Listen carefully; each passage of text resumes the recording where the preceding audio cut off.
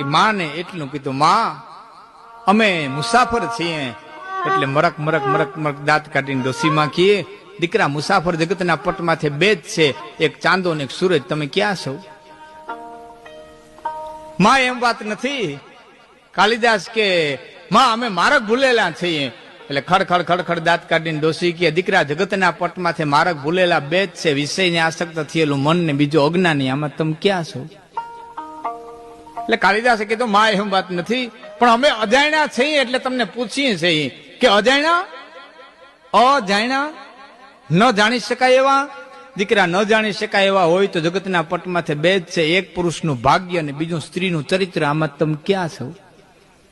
એટલે કાલિદાસે કીધું માં તમે પૂરી વાત સમજાવી નાના જવાબ દો છો, પણ અમે તો પરદેશી છીએ એટલે તમને કઈ પૂછવા આવ્યા છે. એટલે ડોસી કે પરદેશી છો કે આમાં અમે પરદેશી છીએ? કે દીકરા પરદેશી હોય તો જગતના પટમાંથી બે જ છે, એક વાયે ઉડેલું પંખી અને બીજો ખોડિયામાં આવેલો જીવ, આમાં તમે ક્યાં છો?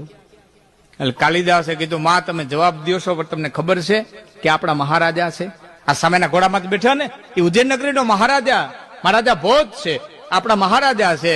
એટલે મરક મરક મરક મરક દાંત કાઢીને ડોસીમાં કીએ, દીકરા રાજા જગતના પટમાંથી બે જ છે, દેવતાઓનો રાજા ઇન્દ્ર અને જીવનો રાજા યમરાજ, આમાંથી ક્યાં છે? એટલે કાલિદાસ હાથ જોડીને કે માં અમે તમારાથી હાર્યા, માં અમે હવે તમારાથી હાર્યા. એટલે ડોહીમાં કે દીકરા હારેલા જગતના પટની માથે બે જ છે, એક દીકરીનો બાપ ને બીજો ગરજવાન, આમાં તમે ક્યાં છો? હારેલા હોય દુનિયામાં તો બે છે, એક દીકરીનો બાપ જીતીબાજી હાર્યો હોય, ગમે એવો કરોડોપતિ બાપ હોય, અબજોપતિ બાપ હોય, તો હામાવાળાને જયારે દીકરીનું પાણી ગ્રહણ કરાવી દે, હામાવાળાને દીકરી અર્પણ કરી દે ને કરોડોપતિ બાપ હામાવાળાને પગે લાગતો હોય કે અમારી દીકરીને કઈ ભૂલચૂક થઈ હોય તો માફ કરજો. જીતીબાજી હાર્યો હોય તો એક દીકરીનો બાપ છે અને બીજો ગરજવાન, ગમે એવો હોય પણ ગરજ પડી એટલે લાચાર થઈ જાય, એ હંમેશા માટે હારેલો છે, બીજો ગરજવાન. ક્યાં છો?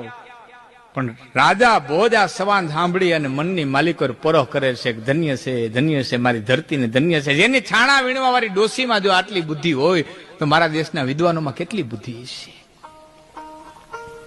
હેલા છે આગળ.